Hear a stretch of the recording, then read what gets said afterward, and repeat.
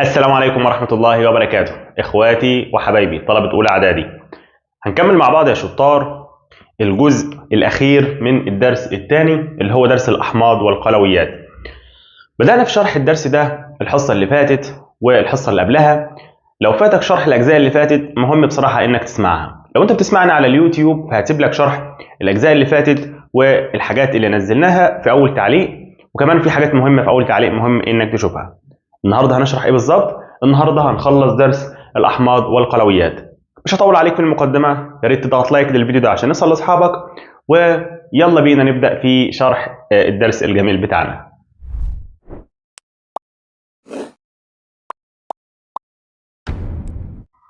قلنا يا حبايبي عندنا حاجه اسمها احماض وعندنا قلويات. قلنا ايه الفرق ما بينهم، او الاحماض اصلا زي ايه بالظبط؟ قلنا الاحماض زي الليمون، زي الكاتشب، عارف الكاتشب اللي بتحطه على الاكل ده او لما بتروح في مطعم، وكمان الاحماض زي العنب. اما القلويات يا جميل فقلنا زي بعض المنظفات اللي بننظف بيها الحاجات اللي في البيت. القلويات كمان يا جميل زي معجون الاسنان، وقلنا مهم ان احنا نغسل اسناننا. الكلام ده كله احنا قلناه، ما قلناش كلام جديد. قلنا كمان يا حبايبي ان الاحماض دي مواد يؤدي ذوبانها في الماء إلى زيادة نسبة كاتيونات الهيدروجين الموجبة. ده احنا قلناه لما قلنا العالم أرهينيوس قال ايه؟ قال ان الأحماض دي مواد لما بتدوب في المية بتدي كاتيونات الهيدروجين الموجبة. أما القلويات يا شطار فدي مواد بيؤدي ذوبانها في الماء إلى زيادة ذوبانها في الماء بيؤدي لزيادة ايه؟ الاو اتش، ايونات الهيدروكسيد السالبه. خد بالك يا جميل من الفرق المهم ده. يبقى الاحماض ده كله احنا شرحناه اصلا بالتفصيل. الاحماض لما بتدوب في الميه بتدي ايونات الهيدروجين الموجبه او كاتيونات الهيدروجين الموجبه. اما القلويات لما بتدوب في الميه بتزود او بتؤدي الى زياده نسبه انيونات الهيدروكسيد السالبه. ده كله احنا قلناه على فكره، ما قلناش كلام جديد. مثلا يا شطار عندي HCl. يلا الناس الشاطره، ده حمض ولا قلوي؟ ها طبعا ده حمض. عرفت ازاي؟ عشان بيبدا بهيدروجين، واللي بيبدا بهيدروجين بقول عليه حمض. تمام؟ طيب يبقى ده كده حمض. طب اسمه حمض ايه؟ الناس اللي تفتكر ده اسمه حمض فيه هيدروجين وفيه ايون او انيون الكلوريد، فنسميه حمض الهيدروكلوريك. حمض الهيدروكلوريك. فاكر التسميه؟ طريقه التسميه مهم جدا تكون عارفها. طيب عايز اقول ايه يا جميل؟ عايز اقول لك ان احنا قلنا ده كده اهو HCl ده، قلنا ده اسمه حمض ايه؟ حمض الهيدروكلوريك. حمض الهيدروكلوريك ده HCl. عرفت طريقه التسميه ازاي؟ وعندنا برضو واحد تاني اللي هو HBr، ده قلنا اسمه حمض ايه؟ حمض الهيدروبروميك، عشان قلنا ده اسمه بروميد، فاحنا بنشيل اليه والدال وبنكتب يه وكاف. طبعا انا خط كده نازل فين؟ خط نازل يشرب عشان عطشان. تمام؟ عشان بس ما حدش يسالني في التعليقات. المهم يا شطار قلنا ده حمض وده حمض. عرفت ازاي؟ بيبدا بهيدروجين، اللي بيبدا بهيدروجين بقول عليه حمض. تمام؟ كمان عايز اقول ايه بقى يا حبايبي؟ عايز اقول ان الحاجات دي او الاحماض اللي احنا درسناها بنقول عليها احماض لما تكون دايبه في ميه. يعني وهي في ميه بقول على المحلول بتاعها حمض الكذا. تقول لي ليه؟ هي ممكن ما تبقاش دايبه في ميه، ممكن يبقى لها شكل تاني. اقول لك ايوه، يعني دول ممكن يبقى في صوره غازات. صوره ايه؟ غاز. يعني ايه غاز؟ احنا دلوقتي انا كده ايه اللي حصل؟ اتنفست اكسجين، خدت غاز الاكسجين اللي هو موجود في الهواء. اهي برضو دول ممكن يكونوا موجودين في صوره غازات في الجو عادي. وساعتها بقى يا جميل الاسم بتاعهم هيختلف حبة بسيطة. هيختلف ازاي؟ يعني هنسميهم ازاي؟ ده يا جميل لما يكون غاز بسميه كلوريد الهيدروجين، وده لما يكون في صورة غاز بسميه، هكتب بقى ده ايه ده بروميد، هسميه بروميد الهيدروجين. وانا بقول ايه؟ بقول كلام صعب خالص. الاحماض اللي احنا جبنا سيرتها وشرحناها كتير قوي ما تقولش عليها احماض غير لو احنا بنقول عليها احماض لما تكون دايبه في ميه، يعني لما تكون في صوره محلول. طب ليه؟ هي ممكن تبقى في صوره حاجه تانية يعني يكون شكلها تاني. ايوه ممكن يبقى شكلها غاز، في شكل غاز زي الاكسجين اللي موجود في الهواء، وساعتها الاسم بتاعها بندلعه شويه، بنسميها بسهوله.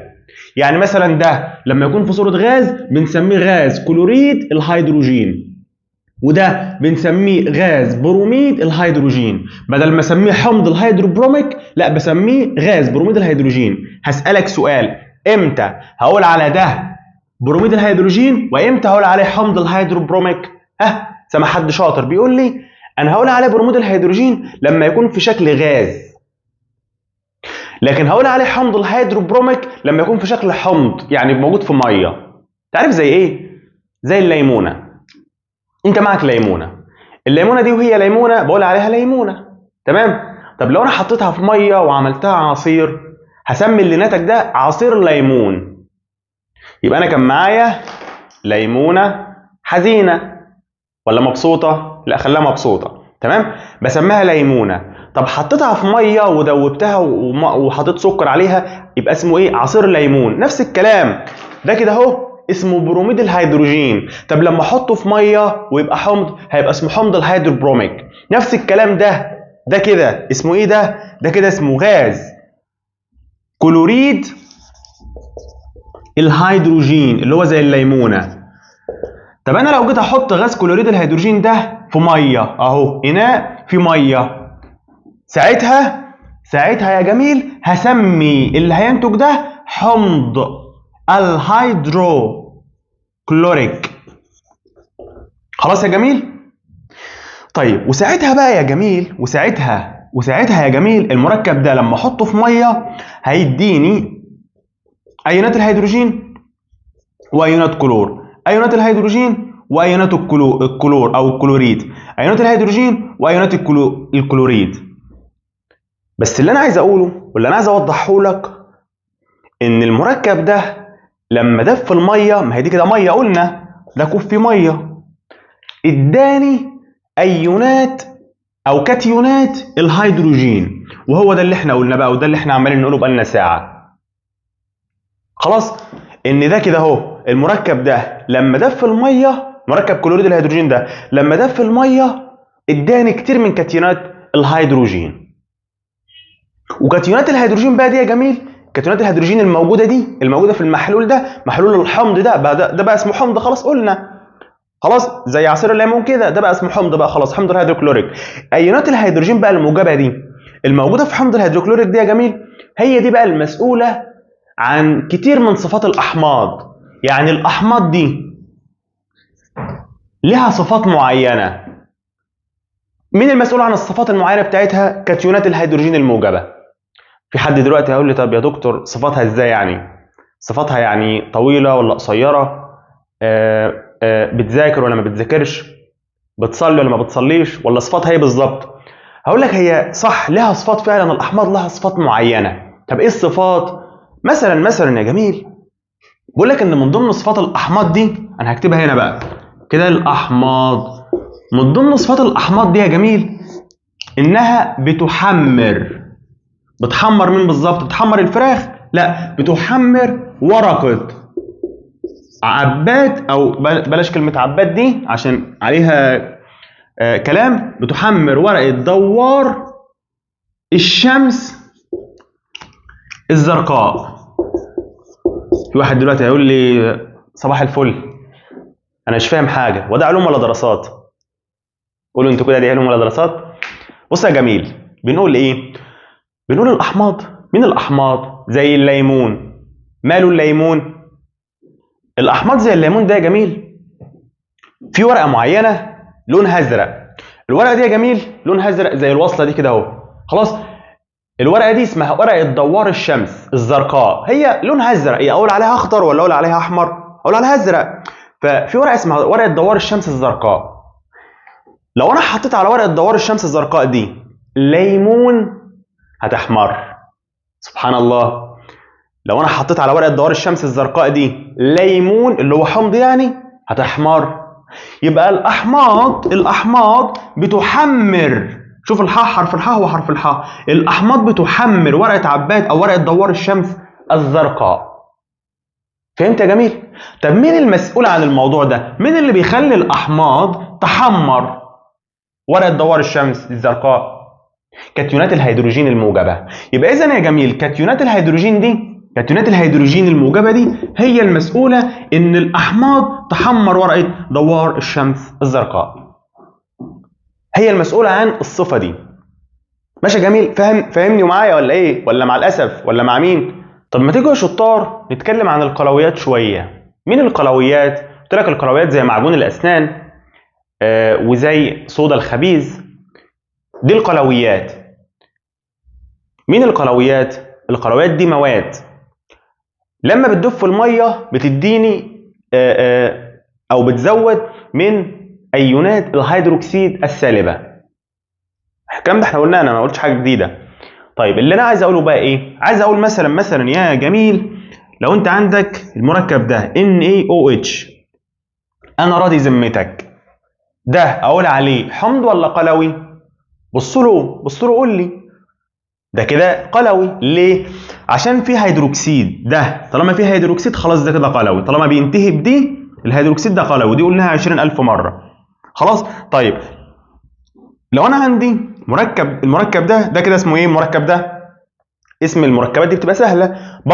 بقرا اول حاجه من على اليد اليمين ده اسمها ايه؟ هيدروكسيد. وبعدين اللي بعدها صوديوم، يبقى ده اسمه هيدروكسيد الصوديوم. ليه سميته كده؟ عشان هو فيه الهيدروكسيد وفيه الصوديوم. طب انا عرفت ازاي؟ انا حافظ. يعني حافظ مش فاهم؟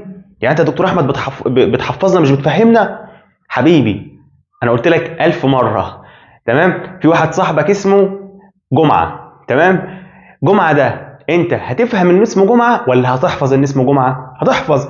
يعني عايز عليك مثلا كلمات انجليزي، عليك كلمه انجليزي اسمها ايه؟ فلاي، يطير، صح؟ عليك كلمه اسمها ساينس، علوم. الكلمه دي انت هتفهمها ولا هتحفظها؟ هتحفظها. فنفس الكلام في حاجات في العلوم لازم تحفظها، زي اسم ده، الحته دي كده اسمها هيدروكسيد. الصوديوم ده صوديوم، لازم تحفظه، اسمه موجود عندك في بدايه الدرس الثاني.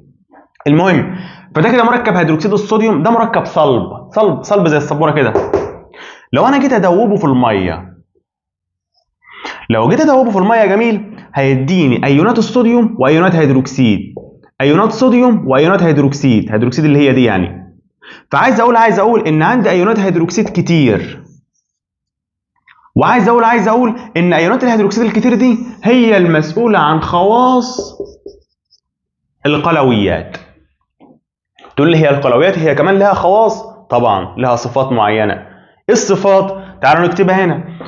مثلا يا جميل القلويات دي يا شطار قال لك انها عكس الاحماض. يعني ايه؟ يعني القلويات بتزرق شريط او ورقه، يعني شريط او ورقه دوار الشمس الحمراء. تقول لي ايه اللخبطه اللي احنا فيها بقى دي؟ مفيش لخبطه ولا حاجه. عندك شريط دوار الشمس اللي لونه احمر، لو حطيت عليه معجون اسنان اللي انت بتغسل به هيزرق، الشريط ده هيزرق. يبقى القلويات بتزرق، اما الاحماض بتحمر. حاء وحاء. الاحماض تحمر، اما القلويات العكس تزرق، بس دي بتزرق الحمراء ودي بتحمر الزرقاء. خلاص؟ يعني كده معكوسين. تمام؟ طيب ممكن يجي لك في الامتحان يا جميل سؤال بقى على الحته دي، يقول لك ازاي لو انت في معمل ازاي تفرق ما بين المركب ده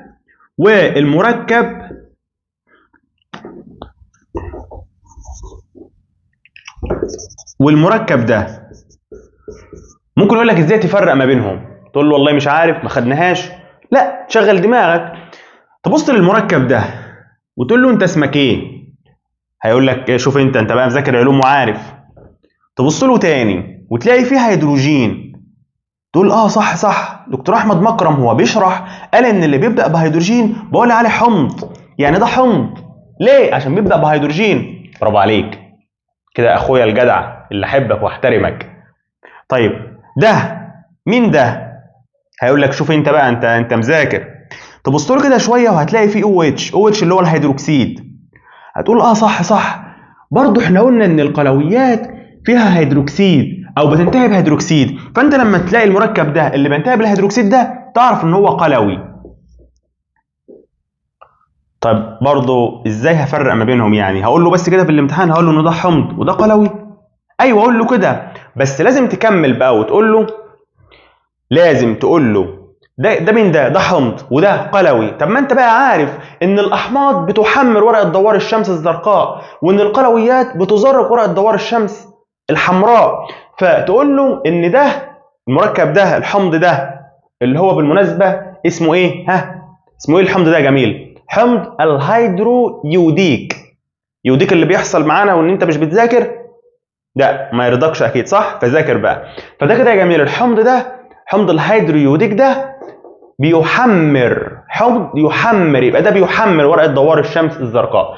اما القلوي ده اللي هو اسمه هيدروكسيد المغنيسيوم، قراته ازاي؟ عرفت اسمه ازاي؟ اهو هيدروكسيد مغنيسيوم. هيدروكسيد المغنيسيوم بيزرق ورقه دوار الشمس الحمراء، فانت هتكتب له هتقول له ده حمض الهيدرويوديك وده قلوي اللي هو اسمه هيدروكسيد المغنيسيوم، ده يحمر ورقه دوار الشمس الزرقاء، ده يزرق ورقه دوار الشمس الحمراء زي ما احنا شرحنا. فده لما يجي لك ويقول لك ازاي تفرق ما بينهم. خلاص؟ طيب كمان يا جميل عايز اقول لك ايه؟ عايز اقول لك فروقات تانية. ايه الفروقات؟ ان الاحماض يا جميل بتوصل الكهرباء، يعني الاحماض ممكن توصل الكهرباء، والقلويات برضه ممكن توصل الكهرباء. بس عايز اقول لك ان في احماض قوية وفي احماض ضعيفة. نفس الكلام برضو في قلويات قوية وفي قلويات ضعيفة. تقول لي صباح الخير، انت لما بتقول لي صباح الخير دي بعرف ان انت مش فاهم حاجة، فبشرح بقى. ما تقولش صباح الخير تاني بقى. احنا بنقول ايه؟ بنقول ان الاحماض بتوصل الكهرباء. يعني ايه بتوصل الكهرباء؟ يعني ممكن يتعمل منها سلوك يعني؟ مش بالظبط. امال ازاي يعني بتوصل الكهرباء؟ هقول لك دلوقتي يا اخويا الجميل. انا همسح الحته دي وهقول لك ايه؟ وهقول لك ان انت معك، انا هرسم رسمه وانت قول لي ايه الرسمه دي. انا عارف ان انا فنان. ايه دي؟ ده كشاف، صح؟ انا بقول لك انا فنان من غير ما تقول. الكشاف ده فيه سلكين، تمام؟ وهجيب دورق. يعني ايه دورق؟ يعني كوبايه. جيب كوبايه اهي. وطبعا اللمبه دي يا جميل قول ان انا موصلها ببطاريه عشان بطاريه عشان تنور. المهم ان الدورق ده او الكوبايه دي يا جميل انا هحط فيها حمض. احط فيها ايه؟ حمض. خلاص؟ وهروح حط السلك ده، هحط طرف منه هنا واحط طرف منه هنا، يعني حطه في الميه. يا ترى اللمبه دي هتنور ولا لا؟ قال لك هتنور. يبقى الاحماض بتوصل الكهرباء. يعني لو انا حاطط هنا حمض او حاطط هنا قلوي اللمبه دي هتنور. يبقى لو انا حاطط هنا حمض او حاطط قلوي برضو اللمبه هتنور. ولكن ممكن اللمبه تنور قوي فاقول على ده حمض قوي او قلوي قوي، وممكن اللمبه تنور ضعيف فاقول على ده حمض ضعيف او قلوي ضعيف. تاني، انا دلوقتي اخويا الجميل معايا لمبه، تمام؟ ومعايا الدورق ده. طبعا ده مش دورق، دي كوبايه كده انا بحط فيها الاقلام قدامي عشان اخد منها الاقلام دي. خلاص؟ فانا حطيت في ده عصير ليمون ورحت موصل السلوك. ان شاء الله هنعمل لكم التجربه دي عملي، ولو انت على منصه مكارم فهي كده كده اتعملت طبعا. وهروح موصل السلوك دي هنا، احطها هنا. طيب دلوقتي كده يا ترى الحمض ده هيخلي الكهرباء تمشي في السلك ده ولا لا؟ قال لك ايوه، هيخلي الكهرباء تمشي في السلك ده، واللمبه لو في لمبه راكبه في السلك ده هتنور. ممكن تنور قوي فساعتها هسمي ده حمض قوي، وممكن تنور ضعيف فسمي ده حمض ضعيف. طب لو انا عندي قلوي في الكوبايه دي اللمبه برضه هتنور، بس ممكن تنور قوي فسمي ده قلوي قوي، وممكن تنور ضعيف فسمي ده قلوي ضعيف. حبايبي انتوا فاهمين ولا لا؟ الموضوع بكل بساطه ان احنا بنقول توصيل الكهرباء. الاحماض قلنا بتوصل، بس في احماض قويه زي مين؟ زي حمض الكبريتيك، وزي حمض الهيدروكلوريك، وزي حمض النيتريك. مالها الاحماض دي؟ الاحماض دي قويه. يعني ايه؟ يعني بتوصل التيار الكهربي بقوه. ازاي برضو؟ يعني انا لو عندي الكوبايه دي وفيها السلك ده وراكب فيه لمبه زي ما اتفقنا، الطريقه الدايره اللي احنا قلناها دي، وحاطط فيها حمض الكبريتيك، يا ترى اللمبه هتنور قوي ولا بسيط؟ هتنور قوي، عشان حمض الكبريتيك من الاحماض القويه. فهمت يا جميل؟ طيب لو انا بقى عندي احماض ضعيفه زي ايه؟ زي حمض اسمه حمض الخليك، وحمض اسمه حمض النيتروز، تمام، وحمض اسمه حمض الكبريتوز. احنا قلنا الاحماض دي واسباب تسميتها. الاحماض دي يا جميل احماض ضعيفه. يعني ايه؟ يعني انا لو عندي الكوبايه دي فيها حمض الخليك، تمام، مش الخليك اللي هي الله يخليك لما حد يعزم عليك. اصلا لما حد يعزم عليك مش الصح انك تقول له الله يخليك، امال الصح ايه؟ الصح تقول له الله يبارك فيك. تمام؟ بقول شعر انا، صح؟ تمام. فلو الكوبايه دي فيها حمض الخليك وفي لمبه في السلك ده، اللمبه هتنور بسيط. ليه؟ لان حمض الخليك من الاحماض الضعيفه اللي مش بتوصل التيار الكهربي كويس. كمان يا جميل نفس الكلام في القلويات. في قلويات بتوصل التيار الكهربي كويس زي مين؟ زي هيدروكسيد الصوديوم. وفي قلويات مش بتوصل التيار الكهربي كويس زي هيدروكسيد الامونيوم. يعني ايه الكلام ده؟ نفس الكلام الكوبايه بتاعتنا اللي هي كانت ازازه سابقا، دي كانت ازازه الاول. لو فيها هيدروكسيد صوديوم والسلك ده فيه لمبه، اللمبه دي هتنور كويس ولا لا؟ طبعا هتنور كويس، لان هيدروكسيد الصوديوم من القلويات القويه. حبايبي انتوا معايا؟ طيب لو الكوبايه دي فيها هيدروكسيد الامونيوم، هل اللمبه اللي راكبه هنا هتنور كويس ولا لا؟ الاجابه لا، مش هتنور كويس. ليه؟ لان هيدروكسيد الامونيوم من القلويات الضعيفه. فالموضوع بسيط جدا. بنقول الاحماض الكهرباء ممكن تمشي فيها، ممكن الاحماط توصل التيار الكهربي، ممكن توصله وتكون قويه زي الثلاثه دول. هنكبر مع بعض. يعني الهيدروكلوريك والنيتريك والكبريتيك، لو انت عايز تحفظها كلمه هنكبر. الكلمه دي مالها؟ الكلمه دي يعني احماض قويه. ازاي؟ الهاء اللي هو الهيدروكلوريك، والنون اللي هو النيتريك، والكاف اللي هو الكبريتيك، او الكاف والباء والراء على بعض كده الكبريتيك. فهنكبر يعني احماض قويه. احماض ضعيفه اللي هو حمض الله يخليك، تسلم الله يخليك، وحمض النيتروز وحمض الكبريتوز. الثلاثه دول يعني احماض ضعيفه. خلاص. اما القلويات اللي بتوصل التيار الكهربي جامد هيدروكسيد الصوديوم، واللي بيوصل التيار الكهربي ضعيف هيدروكسيد الامونيوم. ماشي يا جميل؟ مهم جدا جدا جدا الكلام ده على فكره. و يعني انا عدته كتير قوي خوفا ان انتوا تكونوا مش فاهمينه، بس انا متاكد ان اخواتي دلوقتي فاهمينه كويس ان شاء الله. طيب دلوقتي يا جميل لو انا قلت لك مين ده؟ NaOH. مين ده؟ تبص له كده وتقول لي مش عارف. اقول لك مش عارف ازاي؟ ده سهل جدا، بس في ناس قالت انا عارف. ده كده بينتهي ب OH، فاقول عليه قلوي. قلناها 20 مره بقى. اللي بينتهي ب OH اللي هو ايون او انيون الهيدروكسيد بقول عليه قلوي. اذا المركب ده قلوي. طيب لو قلت لك زائد ده HCl، مين ده؟ تقول لي ده بيبدأ بهيدروجين، ده حمض. يعني ده كده حمض مين؟ حمض الهيدروكلوريك. حمض مين؟ الهيدروكلوريك.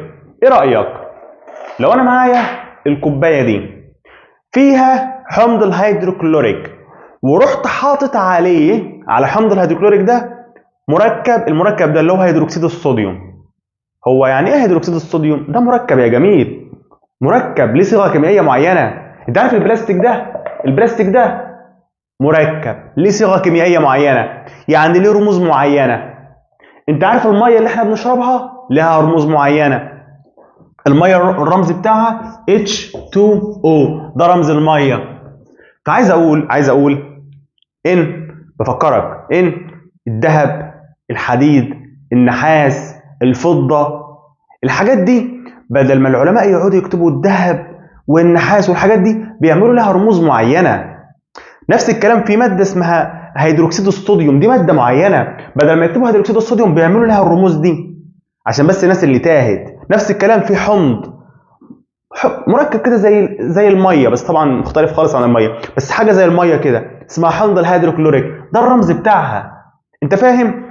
فانا يا جميل لو عندي حمض الهيدروكلوريك ورحت حاطط عليه القلوي ده، ايه اللي هيحصل؟ هيتخانقوا مع بعض، هيتفاعلوا مع بعض. فلما يتفاعلوا مع بعض الصوديوم ده هيمسك في الكلوريد ده هيتكون لي NaCl. تعرف ال NaCl ده يعني ايه؟ يعني كلوريد الصوديوم. ثانية بالراحة بس. هو احنا بنعمل ايه اصلا؟ انا بقول لك لو انا معايا حمض اهو ومعايا قلوي اهو، ده مركب وده مركب، دي حاجة ودي حاجة. انا بقى بقول لك لو اتفاعلوا مع بعض ايه اللي هيحصل؟ اللي هيحصل ان الصوديوم ده، افترض ان الصوديوم هو ده، هيسيب ال OH اللي بعده وهياخد الكلوريد، فهيتكون لي كلوريد الصوديوم. يعني كانه ايه؟ كان دلوقتي كده كان عندي صوديوم، دول كده اهم، تمام، ودول كده اهم، بس انا مش هعرف اخلع دي وامسكها بايدي الثانيه. فاللي هيحصل ان الكلوريد اللي هو ده هيجي عند الصوديوم ده فتكون لي كلوريد الصوديوم. الموضوع اتعكس، فاهم؟ وكلوريد الصوديوم ده يا جميل ده ملح. يعني ايه ملح؟ ملح زي اللي بنحطه على الاكل، اصلا ده هو الملح اللي بنحطه على الاكل، ملح كلوريد الصوديوم. طب انا عرفت اسمه كيف؟ عرفت انه اسمه كلوريد الصوديوم كيف؟ عشان ده كلوريد اهو، كتبت كلمه كلوريد، وده صوديوم كتبت كلمه صوديوم، يبقى كلوريد الصوديوم. طب باقي الحاجات اللي هي دي ودي، يعني دول كده ايه ظروفهم؟ دول كده يا جميل بيكونوا لي الميه اللي هو H2O، ده كده ماء. الرمز من عشان قلت لك دي ميه، ده رمز الميه اللي احنا بنشربها. فانا هكتب المعادله دي وهكتب الكلام ده تحت كده. انا دلوقتي بقول لك ايه؟ بقول لك لو عندي هيدروكسيد الصوديوم رحت حاطه على HCl اللي هو حمض الهيدروكلوريك، فانا عندي قلوي وحمض، لما هيتفاعلوا مع بعض هيدوني ملح زائد ميه. الكلام ده بيجي في الامتحان. فانا لما يكون عندي يا جميل حمض زائد قلوي، لما بيتفاعلوا مع بعض بيدوني ملح اسمه كلوريد الصوديوم، او يعني حسب الحاجات اللي بتتفاعل، زائد ماء. فلما يجي لك في الامتحان يقول لك من الاخر، يعني لما يقول لك ايه اللي هيحصل لو حمض اتفاعل مع قلوي، قول له هينتج ملح وميه. تمام. طيب، وده الطريق، دي الرموز اللي بتعبر عن الموضوع. انت عارف دي يعني ايه؟ يعني ده كده معناه ان ده زائد ده، يعني لما حطيته على ده اداني ده. شوف السهم ده، يعني اداني ده وده. مين ده؟ ده ملح اسمه ايه؟ كلوريد الصوديوم. وده ميه. ماشي يا جميل؟ انا عايز اقول لك ايه؟ انا عايز اقول لك لو انا معايا كوبايه فيها HCl، الكوبايه دي من جوه فيها HCl، وانا جيت احط عليها HCl، يعني حمض وحمض، او بلاش احط عليها HCl، احط عليها HBr، ده حمض برضه، حمض الهيدروبروميك. اللي هيحصل يا جميل ان الحمض ده زائد الحمض ده، يعني ده حمض وده حمض، الاحماض دي يا جميل مش هتتفاعل مع بعض. يعني انا عايز اقول من الاخر ان الاحماض لا تتفاعل مع بعض. يعني ايه؟ يعني يا جميل يعني مش بيحصل بينهم تفاعل زي ما حصل كده بين الحمض والقلوي. شفت الحمض والقلوي خانقوا مع بعض وقعدنا نبدل ونركب؟ لا، لو بقى ملح، لو بقى حمض وحمض مش هيتفاعلوا مع بعض، ولو قلوي وقلوي برضه مش هيتفاعلوا مع بعض. خلاص؟ انت فهمت الفكره؟ فلو قلوي مع قلوي برضه مش هيتفاعلوا مع بعض. فممكن يجي لك في الامتحان يقول لك لو انت عندك NaOH وعندك MgOH وقال لك دول لو حطيتهم على بعض ايه اللي هيحصل؟ قول له مش هيحصل حاجه. ليه؟ لان ده قلوي وده قلوي. عرفت ازاي؟ ده قلوي عشان بينتهي ب OH، وده برضه قلوي عشان بينتهي ب OH. فده قلوي وده قلوي عشان ده بينتهي ب OH وده ب OH، فمش هيحصل تفاعل. وانا لسه قايل لك ما بيحصلش تفاعل بين الحمض والحمض او بين القلوي والقلوي. ماشي يا جميل؟ سمعت يا جميل عن حموضه المعده؟ يقول لك مثلا ده واحد عنده حموضه في المعده. سمعت الكلمه دي؟ الكلمه دي يعني ايه؟ انتوا بقى دكاتره بقى دلوقتي. مش احنا قلنا يا شطار ان في المعده حمض اسمه حمض الهيدروكلوريك اللي هو ده؟ حمض الهيدروكلوريك ده يا جميل ده الرمز بتاعه اللي هو حمض الهيدروكلوريك، قلنا 20000 مره. موجود في المعده. بيعمل ايه في المعده؟ بيلعب؟ لا مش بيلعب، ده بيساعد في هضم الطعام. هضم مين؟ هضم الطعام، يعني هضم الاكل. يعني الاكل اللي انت بتاكله ده بيروح في الدم. ازاي بيروح في الدم؟ بيروح كده عيش زي ما هو كده؟ لا، بيتهضم. مين بقى اللي بيساعد في الهضم؟ الحمض ده، حمض الهيدروكلوريك. ولكن اوقات يا جميل الحمض ده بيطلع كتير، بيطلع بكميه كبيره، فساعتها الشخص ده بنقول ان عنده حموضه زايده في المعده، فبيحس بحرقان في الحته دي، خصوصا بعد الاكل. بعد ما ياكل بيحس بحرقان هنا او سخونيه، ممكن كمان تطلع هنا في المنطقه دي كلها كده، فيحس بحرقان وسخونيه. ده مين ده؟ واحد عنده حموضه في المعده. يعني ايه؟ يعني عنده الحمض ده زاد. طب ايه اللي هيزوده؟ اسباب بقى كتير، في اسباب كتير مش هندخل في موضوعها، دي حاجه طبيه هنتكلم فيها بعدين ان شاء الله لو عايزين. طب ماشي، طيب الشخص ده نعالجه ازاي؟ في كذا طريقه للعلاج. من ضمن الطرق دي يا جميل في حاجه الرمز بتاعها MgOH. ده اسمه لبن المغنيسيا، بيستخدم في علاج حموضه المعده. تقول لي انا مش فاهم حاجه، انا اصلا مش دكتور. هقول لك لا، انت دكتور وفاهم. بص يا جميل، لبن المغنيسيا ده يا جميل قلوي. طب عرفت ازاي؟ انت عارف ان هو قلوي، مش هو بينتهي ب OH؟ وانا قلت لك 1000 مره ان اللي بينتهي ب OH ده كده قلوي. تقول لي اه صح، يعني ده كده قلوي. طب ماشي، برضو ايه مش فاهم برضو يا جميل؟ مش انا قلت لك ان المعده بتاعتنا فيها حمض، والحمض ده لما يزيد فانا عايز حاجه تعكسه، حاجه ضده، حاجه تعادله.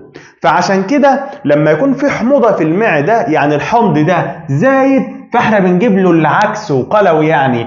فبندي للشخص ده لبن اسمه لبن المغنيسيا بيشربه، وبشكل مؤقت بيرتاح عشان الحموضه بتقل.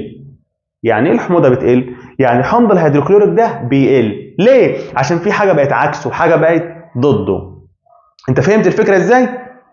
دي كده الفكره. فكده يا جميل لبن المغنيسيا ده بيستخدم في علاج حموضه المعده، لانه بيعادل الحمض بتاع المعده بسبب ان هو فيه هيدروكسيد المغنيسيوم. يعني اللبن ده فيه قلوي، فالقلوي ده بيعادل الحمض، اتنين عكس بعض، فالحمض ده بيهدى شويه. خلاص؟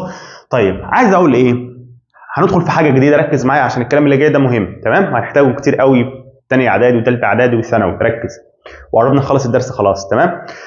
طيب احنا يا شطار في الدرس الاول قلنا المواد اما انها تكون فلزات، واما انها تكون لا فلزات. الكلام ده احنا قلناه. طيب الفلزات دي يا جميل ركز معايا بقى، الفلزات دي يا جميل لما تتحرق تحترق، لما تحترق بس في وجود اكسجين. لما تحترق بس في وجود اكسجين هتديني اكاسيد. هسمي الاكاسيد دي اكاسيد قاعديه. تاني، الفلزات زي مين؟ زي كتير بقى الفلزات، الصوديوم، المغنيسيوم، الكالسيوم، البوتاسيوم. لما بتحترق، تحترق يعني تولع فيها، اولع فيها في الجو، في الهواء اللي فيه اكسجين، بتديني حاجه اسمها اكاسيد قاعديه. خلاص؟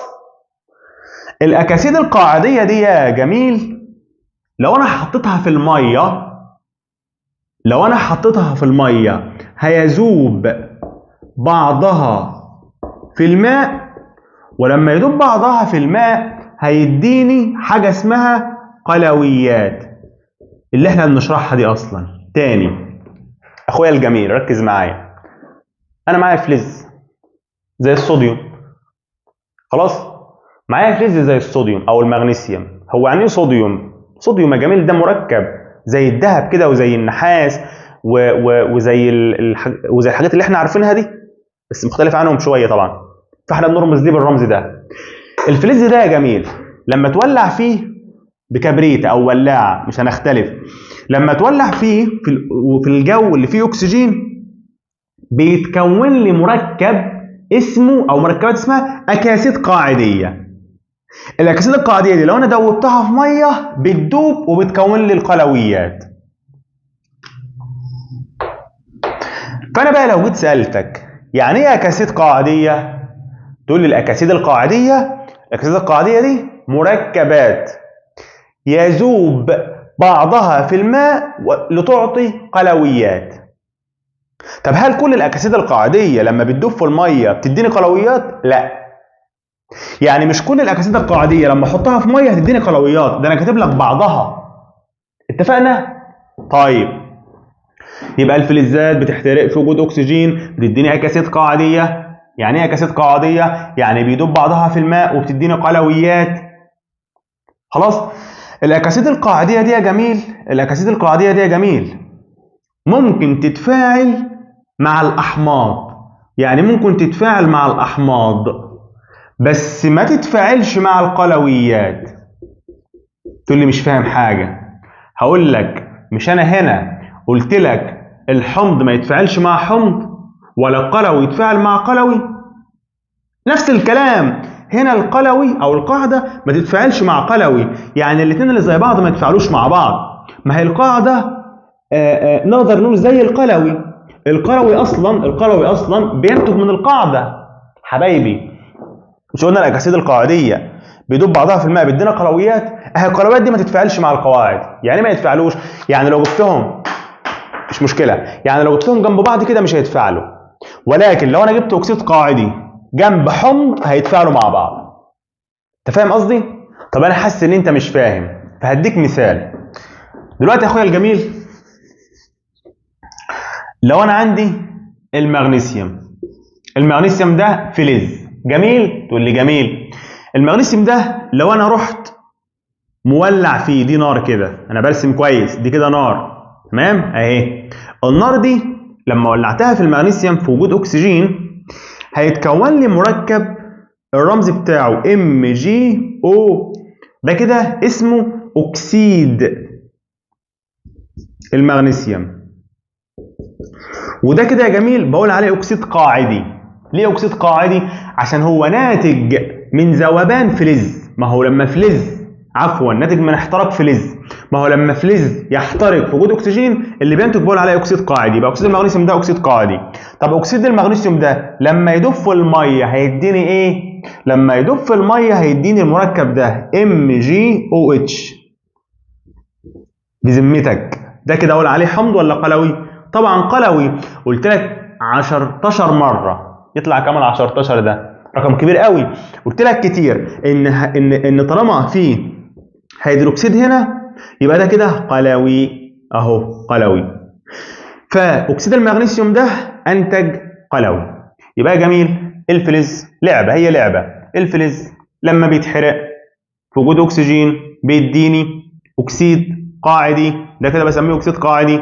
ليه قاعدي؟ عشان هو ناتج من فلز. طب الاكسيد القاعدي ده بيدوب في الميه بيديني قلوي، يعني ده كده قلوي عشان فيه OH. ماشي يا جميل؟ مفهوم يا جميل؟ مفهوم. طيب لو انا عندي بقى اللافلز، اللافلزات زي مين يا جميل؟ قلنا زي حاجات كتير، زي الكبريت، زي الكلوريد، زي الفلوريد، دي كلها لافلزات. اللافلزات يا جميل لما بتحترق في وجود اكسجين بتديني اكاسيد برضو، اديني برضو اكاسيد، بس اكاسيد حامضيه. خلاص. الاكاسيد الحامضيه دي يا جميل بيذوب معظمها، هنا بقى معظمها، هنا كان بعضها لكن هنا يذوب معظمها. معظم مين؟ معظم اللافلزات اللي بتحترق بتكون لي اكاسيد حامضيه، معظمهم لما بيدوبوا في الميه بيدوني احماض. حبايبي معايا مركب، معايا عفوا عنصر لافلز، تمام؟ اللافلز ده هتولعه يا ابني واولع فيه في وجود اكسجين، هيديني ايه؟ هيديني اكسيد اسمه اكسيد حمضي، او يعني الحاجات دي هتديني اكاسيد حمضيه. اغلب الاكاسيد الحمضيه دي لما بتدوب في الميه تديني احماض. بس موضوع سهل، سهله ومش مستاهله، هي ايه الحته دي. فلو جالك في الامتحان وقال لك هي الاكاسيد الحمضيه يعني ايه، قول له الاكاسيد الحمضيه دي اكاسيد لعناصر لا فلزيه او اكاسيد لا فلزات تذوب في الماء او يذوب معظمها في الماء ويعطي احماض. مفهوم ولا ما مفهوم؟ ان شاء الله يكون مفهوم. طب هديك مثال دلوقتي يا جميل. لو عندي الكبريت ده، الكبريت ده اخويا الجميل انا هولع فيه، انا برسم كويس اهو، رحت مولع فيه، هيروح مديني المركب ده SO3. بالله عليك المركب ده انا هقول عليه حمض؟ لا مش هقول عليه حمض. ليه؟ لانه ما بيبداش بهيدروجين، اللي بيبدا بهيدروجين ده بقول عليه حمض، بس ده كده مش حمض عشان ما بيبداش بهيدروجين، بيبدا باس. طب ده اقول عليه قلوي؟ برضه لا ما اقولش عليه قلوي. ليه؟ لان القلوي يا اخويا الجميل بينتهي ب OH، القلوي بينتهي ب OH اهو، قلوي OH، لكن ده مش بينتهي ب OH فما اقولش عليه قلوي. امال اقول عليه ايه بقى ده؟ اقول عليه اكسيد. طب ليه؟ عشان بينتهي ب O اللي هو اكسجين، ما تقوليش بينتهي ب3، يعني بينتهي ب3 اكسجين، فده بينتهي باكسجين فاقول عليه اكسيد، فده اكسيد حامضي يا جميل. الاكسيد الحامضي ده يا جميل بيدوب في الميه وبيديني حمض اسمه H2SO4. اسمه ايه الحمض ده؟ اسمه حمض الكبريتيك. طب حمض الكبريتيك ده يا جميل انا الاول بس هو ده انا ليه قلت عليه حمض؟ عشان بيبدا بهيدروجين.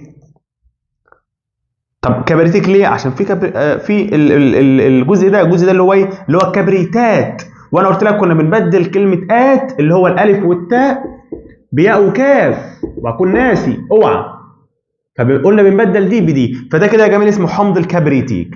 اخويا الجميل اللي نام مني، انا لما يكون عندي لافلز ولع فيه، لما اولع فيه بوجود اكسجين هيديني اكسيد حمضي. الاكاسيد الحمضيه دي معظمها بيدوب في الميه بيديني احماض. شكرا. فلو قال لك انت هتجيب الاحماض منين؟ قول له هجيب الاحماض من اللافلزات، هولع فيها في وجود اكسجين هتديني اكاسيد حمضيه، هدوبها في الميه هتديني احماض. الموضوع ده محتاج تسمعه كتير على فكره، تسمعه اكتر من مره، تمام؟ عايز اقول لك كمان ايه؟ عايز اقول لك يا جميل ان الاكاسيد الحمضيه دي ما بتحبش الاحماض. يعني ايه ما بتحبش الاحماض؟ يعني لو انت جبت لها حمض هتقول لك لا مش هتتفاعل مع الاحماض. يعني الاكسده الحمضيه مش بتتفاعل مع الاحماض، بس لو جبت لها قاعده او قلوي هتعمل شكلها يبقى كده اهو، مبسوطه، بعرف ارسم صح؟ فعايز اقول لك ان الاكسده الحمضيه بتتفاعل مع القواعد، يعني دي بتتفاعل مع القواعد، دي الاكسده الحمضيه بتتفاعل مع القلويات، لكنها ما بتتفاعلش مع الاحماض. خلاص قربنا نخلص ما تقلقش. عايز اقول لك ايه يا جميل؟ عايز اقول لك عارف البترول؟ تقول لي اه البترول اللي هو بيطلع منه الغاز الطبيعي والبنزين والفحم، وعارف الفحم برضو. الحاجات دي كده انا بقول عليها وقود حفري. وقود حفري يعني وقود جاي من الارض، خلاص، من اصل حفري، من حفريات، حاجه هناخدها بعدين. المهم عارف البترول اللي هو البنزين والغاز الطبيعي، وعارف الفحم. تقول لي مالها يعني الحاجات دي؟ الحاجات دي يا جميل فيها العنصر ده النيتروجين، وفيها العنصر ده اللي هو الكبريت. تقول لي ماشي تشرفنا، يعني ايه المشكله؟ يعني بنقول ان الوقود الحفري فيه العنصر ده اللي هو عنصر النيتروجين، وفيه العنصر ده اللي هو الكبريت. عايز اقول لك بقى ان البنزين والغاز الطبيعي والفحم الحاجات دي يا جميل الحاجات دي يا جميل بتحترق، بتولع. تقول لي طيب ماشي، ايه المشكله؟ برضو مش فاهم. يا جميل ركز، دول لا فلزات، دول كده بسميهم العناصر دي كده لا فلزات. على فكره احنا خلاص خلصنا، احسن تفكر ان انت بقى زهقان وبتاع، ده احنا يعني خلاص شطبنا خلاص. دول لا فلزات، وانا بقول لك دلوقتي ان هم ايه؟ بيحترقوا. عايزك بس تركز معايا، الحاجات دي بتحترق في وجود اكسجين. بالله عليك، انا قلت لك اللا فلزات لما تحترق بتديك ايه؟ بتديك اكاسيد حامضيه. يعني الكبريت ده هيبقى ثاني اكسيد كبريت، والنيتروجين ده هيبقى ثاني اكسيد النيتروجين. مش انا قلت لك اللا فلزات لما بتحترق بتديني اكاسيد حامضيه؟ يعني ده كده اكسيد. ليه سميته اكسيد؟ عشان بينتهي باو. من الاو دي اكسجين، فده اسمه اكسيد. ده اسمه ثاني اكسيد الكبريت، وده اسمه ثاني عشان رقم 2 يعني اكسيد النيتروجين. فدي كده يا جميل اكاسيد حامضيه. ماشي، يعني برضه استفدت ايه؟ مش انا بقول لك ان العربيات والمصانع والاماكن اللي بتحرق فيها الحاجات دي، الوقود الحفري ده اللي هو البنزين يعني، والحاجات دي بتنتج لي اكاسيد حامضيه. الاكاسيد الحامضيه دي يا جميل دي غازات، غازات بتطلع في الهواء في الجو. والهواء تعرف بقى ان الهواء فيه ميه، الهواء فيه بخار ميه. مش انت لو حطيت ميه على النار، لو بابا قال لك، او لو انت بنت بقى وبابا قال لك اعملي لي شاي، وانت رحتي حطيتي الغلايه على الشاي، وانت رحت حاطه الغلايه على النار او الكاتل على النار وفيها ميه، مش الميه دي بتلاقي طالع منها بخار كده طالع في الهواء؟ صح، بخار ميه. بخار الميه ده موجود في الهواء. اهو انا عايز اقول لك ان الاكاسيد الحمضيه دي، اصحى معايا، لما بتختلط ببخار الميه، بخار الماء يعني في ميه في الموضوع، الاكاسيد الحمضيه لما تذوب في الميه، ماء تذوب في الماء، ايه اللي هيحصل؟ هتديني احماض. والاحماض دي هتنزل في المطره فتكون لي حاجه اسمها امطار حمضيه. يبقى الامطار الحمضيه دي جت منين؟ جت عشان العربيه وهي ماشيه، العربيه فيها بنزين، البنزين ده بيتحرق. ليه بيتحرق؟ عشان العربيه تتحرك. طب لما بيتحرق بينتج لي غازات لا فلز، بينتج لي لما بيتحرق بينتج لي اكاسيد حمضيه اللي هم دول. طب الاكاسيد الحمضيه بتطلع في الهواء. طب الهواء في بخار ميه، فبخار الميه لما الاكاسيد الحمضيه بتختلط ببخار الميه بيتكون احماض. الاحماض دي بتنزل في شكل امطار. الامطار دي اسمها ايه؟ اسمها امطار حمضيه. فلما اقول لك في الامتحان يعني ايه امطار حمضيه، قول دي امطار تنتج نتيجه ذوبان الاكاسيد الحمضيه في بخار الماء في الهواء الجوي. خلاص، الاكاسيد الحمضيه اختلطت ببخار الميه اللي في الهواء فنتج احماض اللي هي امطار حمضيه. طب ايه يعني اللي هيحصل يعني اما امطار حمضيه تنزل؟ يعني في دلوقتي الدنيا بتمطر دلوقتي، ده احنا نفرح، ايه اللي هيحصل يعني؟ قال لك لا، ده هيحصل مشاكل كتيره. ايه المشاكل اللي هتحصل؟ المشاكل اللي هتحصل يا جميل 4 حاجات علينا هيحصلوا. طبعا هيحصل حاجات كتير قوي، بس اللي علينا احنا 4 حاجات. ايه ال4 حاجات اللي هيحصلوا يا جميل؟ خلينا نكتبهم هنا. اول حاجه تدمير الغابات. الغابات هتتدمر لما الامطار الحمضيه تنزل عليها، الغابات اللي فيها اشجار وحاجات حلوه هتتدمر للاسف. كمان يا جميل موت الكائنات الحيه اللي عايشه جنب البحار او الاماكن المسطحات المائيه هتموت، يعني هتموت للاسف. كمان احنا احجار المباني، احجار البيوت بتاعتنا هتتاكل، يبقى تاكل احجار المباني. كمان الامطار الحمضيه دي لما تنزل هتضر بالانسان، بالجهاز التنفسي بتاع الانسان، فيحصل فيه مشاكل، مش هيعرف يتنفس كويس، هتلاقيه بيكح باستمرار، ممكن يحصل مشاكل صعبه او خطيره في الجهاز التنفسي بتاع الانسان اللي احنا بنتنفس بيه. يبقى مشاكل للانسان.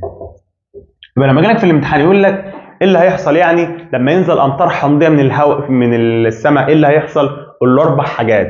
اول حاجه الغابات هتموت هتتدمر، تاني حاجه الكائنات الحيه اللي عايشه في اماكن بحريه هتموت، تالت حاجه المباني اللي احنا عايشين فيها هتتاكل، احجار المباني هتتاكل، اخر حاجه الجهاز التنفسي في الانسان هيتضر. خلاص هيحصل مشاكل بالجهاز التنفسي للانسان. وبكده اخويا الجميل يبقى خلصنا بفضل الله الدرس الثاني كله من الالف للياء. عايز اقول لك ان انا بطول في الشرح عشان افهمك كل كلمه بالحرف، وعشان ما اسيبش حرف في الكتاب انت تيجي تقراه وبعدين ما تفهموش، لازم تكون فاهم كل حاجه. دلوقتي يا جميل ممكن يكون في حاجات واقعه منك مش فاهمها قوي، طبيعي. هتعمل ايه؟ هتقرا الدرس من الكتاب وبعدين تسمعه مره كمان عادي. خلاص؟ دي اول حاجه. تاني حاجه لو انت بتسمعني على منصه مكارم مهم جدا تحل الامتحان الشامل اللي على الدرس ده كله. خلاص لازم تحله كويس واحنا نصححه لك بنفسنا، ولو عندك اي سؤال فيه فتقدر تسالنا على جروب المشتركين. ولو انت مش معانا على منصه مكارم فانت فايتك كتير، تقدر تشترك عن طريق انك تبعت لنا رساله على تطبيق التليجرام اللي في اول تعليق، او تطبيق الواتس لو عندك واتس. وهنقول لك طريقه الاشتراك والانضمام لينا، وانك تسمع فيديوهات المنصه اللي فيها اضافات اكتر من فيديوهات اليوتيوب، في ناس شغاله فيها بشكل محترف. واشوفكم ان شاء الله الحصص القادمه باذن الله، سواء هنا على اليوتيوب او على منصه مكارم. هتوحشوني ان شاء الله. لو انت على اليوتيوب يبقى شوف اول تعليق عشان في حاجات مهمه دايما. والسلام عليكم ورحمه الله وبركاته.